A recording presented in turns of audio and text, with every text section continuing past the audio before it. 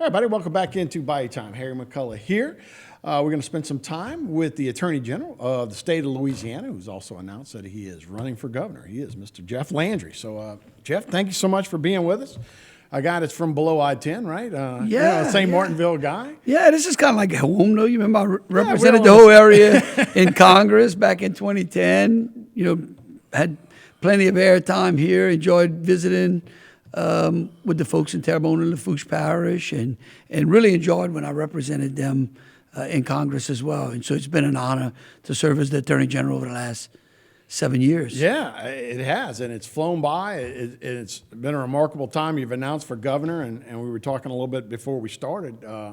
Is our state purple? I mean, we bright red state in a lot of ways, but we've had a blue flag, as you say, in the state capitol at the governor's mansion for the last 7 years as well. So what made you decide that, hey, this is my time to run for governor? Actually, it was interesting. It was really the people of the state. As we went around the state, I think there was a lot of frustration in the way that we were being represented as a state. When you look around the South, I call it the SEC. If you look in the SEC, all of the SEC states, except for Louisiana, have people moving in to them rather than out. Louisiana has had an outward migration for quite some time. It would cause me to no longer be in the U.S. House of Representatives because we lost a congressional seat back in 2010.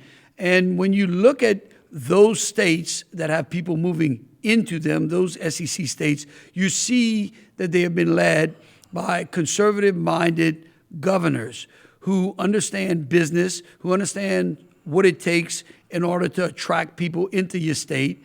And so I said, look, I've spent 7 years, had a great time, really have been honored to be the Attorney General. It's one of the greatest jobs I think I've ever had. But it's high time that we get a government as good as the people of this state.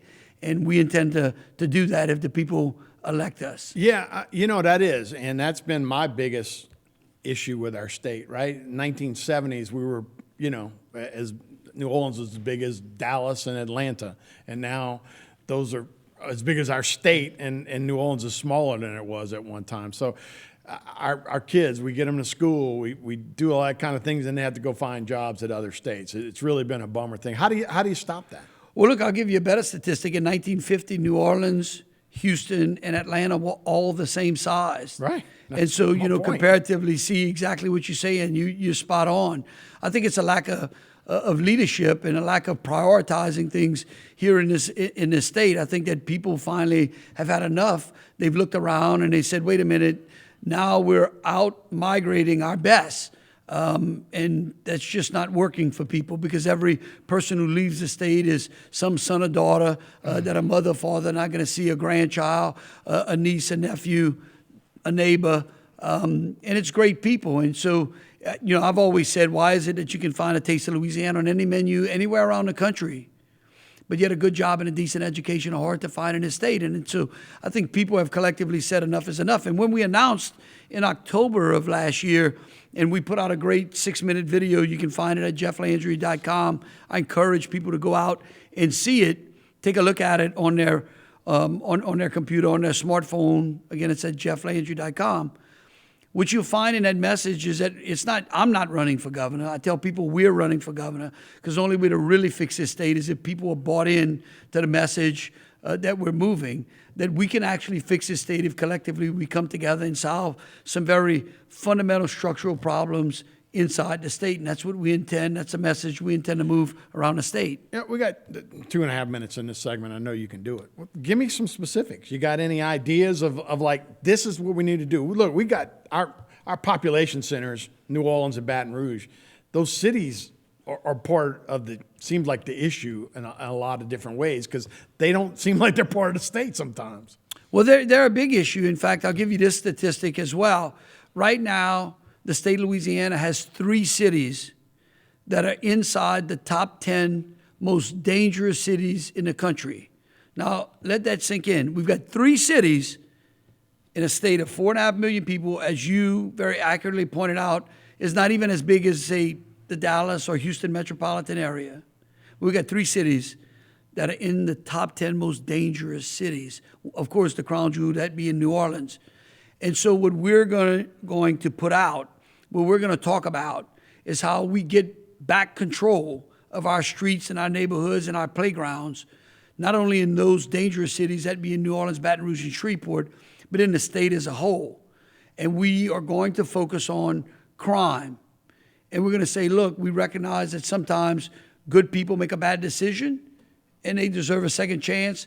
But when people repetitively break our laws or when they do very, very bad things, they belong outside of society. They belong to be put away for a long, long time. And I think the people of this state have had enough. In fact, in the polling that we've seen, not only in our polling, but in independent polling out there, actually that came out just about a week ago, said that the number one issue on people in this state's mind is crime. Because if we don't have safety and security, certainly education is important. That's the second part to that plan.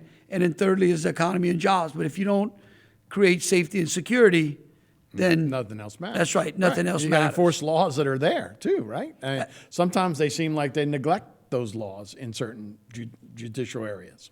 Right, and so, I know that we're running up on the break, yeah. but here's what We're we'll fine. do. Mm-hmm. We come back, and I'll walk you through what we intend to do for crime, education, and the economy, and how we get Louisiana back to its glorious days where we can actually be one of those SEC states in the South where we have people moving in rather than moving out. Yeah, look, we got all the advantages of the best port in the world. We got sunshine. We've got all kind of natural resources, and we hadn't taken advantage of it. They let the Republican candidates run against each other earlier in the spring, and then they face the Democrat candidate later on in the fall. And so there's like enough time for everyone to kind of lick their wounds and get everybody back together. We structurally have a problem here in Louisiana, and that's one of the reasons I think that we've had a Democrat governor twice now. The Democrats seem to get it right. They get behind one candidate, right early on. They get, boom, they done. And look, I think what the Republican Party did early on in the latter part of last year, it's important for people to understand that it wasn't me. These were people, 230 people were elected every 4 years to serve as representatives of the Republican Party, got together, and in the vast majority of them said, you know what, we've heard from our constituency, and we're getting behind one person, and we're getting behind Jeff Landry. And so we're starting to break some of those glass ceilings in how we elect our governor. That's what our hope is.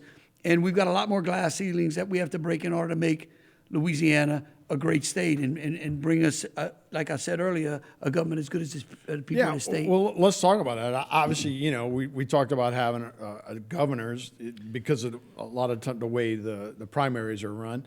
But a lot of people don't think we've had great candidates. So how are you going to change that being a great candidate on the left? I don't mean to say. Well, because I am a great candidate, on the right? Yeah. I mean, right. Well, and that's my point. You wanted to talk a little more specifically about things. I think what we've done is we've gone out there and made our case. And here's what's important to remember. We got in this race in October of last year. That's how serious I am about having this state work with me and fixing it, right? I didn't guess. I didn't worry about what job I was going to have. I didn't second guess it. I didn't care who was in the race. Everyone else just kind of floundered around. I mean, we still got people trying to get in the race. Right. If you didn't know you were running for governor, a year ago, how serious are you about being the governor? Right? There's a big difference. It's not that I don't want to be the governor. Right. Okay? I want to work with the people of this state as the governor to fix the problems that we have. Again, I tell people it's not me, it's about us. And so what we want to do, again, what we talked about earlier is crime. If we don't have public safety, if we don't have safety and security, that is an absolute important thing here in this state, because if we can't get it, we can't get to the educational component. If we can't get to the educational component, we can't get to the jobs. And so we're going to fit. The crime part is actually the easier part of the three. We know that. We've been safe before. We can become safe again. As a police officer and a sheriff's deputy, and as the attorney general for 7 years, we know what we need to do to fix the crime, and we're going to do that if they give me an opportunity to serve. Then we've got an educational component. I mean, we have really done a poor job of explaining to young men and women, number one, at an early age, that guess what? There are great jobs out there here in Louisiana, and we're doing a bad job of preparing them for it. Right now in this state, 74% of fourth graders can't read, 80% of eighth graders can't do basic math, and yet you can bring people from industry here who own businesses, and they say we can't find any labor. Well, how many people are you going to hire if they can't read or they can't add or subtract? Right. And so we're failing in that component. And so we've got to be able to do some things to bring that back. We've seen things in other states. Next door, Tate Reeves has done an unbelievable job of saying, hey, listen, if you can't read when you leave the third grade, you're going back to the third grade. And if you can't read again after the second time, you're going back again and again. Right. You are and not have more resources advancing, to help that child. Right? Right. Yeah. Okay. I mean, really, in today's time, the fact that someone can't read is really, I mean, it's almost criminal. Right. And then we recognize, and again, we talk about as they move from kindergarten through fourth to elementary into our high schools, are we doing enough to show people that there are great trades out there that can support great living, livelihoods? I mean, the other day I had to hire a plumber. I paid him more than I paid the lawyers.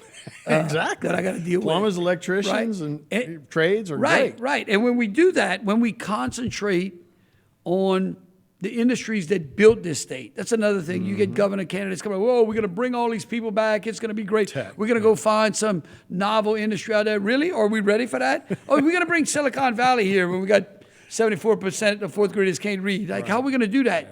Yeah. They're basically lying to the voters. Right. What I'm telling voters out there is, guess what? No. We're going to be great because we're going to go back to the basics. And we're going to concentrate on the businesses that built this state, the small businesses that have been here for decade after decade, okay, who have stuck it out. We're going to find out from them what it takes to expand those businesses. And guess what? When the businesses that have been here are thriving, everything else becomes organic. Okay, people are looking in saying, man, what is Louisiana doing now? Look, they're taking care of the people who have been there forever. Their businesses are thriving. I want to locate my business there. That's how you make Louisiana great. It's a great bargain shopper for a business that wants to come down here, cheaper and those kind of things would be great. 45 seconds, and I don't mean to drop this on you, but on top of the ticket, up on the top, it's also a federal election going on. Any of that's going to fall back down into Louisiana from that perspective? Well, I think the federal elections, which actually come the following year, it feels like right, it does right. because it's I'm like just- the it's federal going elections on. never end, right? But yes, it's We a have big one announced candidate. right? Big presidential year. Look, I think it's here in Louisiana, Louisianans have spoken again and again in support of the president, of the former president, Donald Trump. He's the only announced candidate so far. We'll see how the field lays out. But, Louisiana's voted for him 57% the first time, 58% this next time. Right. All right. Well, Jeff, thank you so much, and best of luck to you. Appreciate you stopping by. All right, thank you. All right. We'll be right back with more Bite Time after this.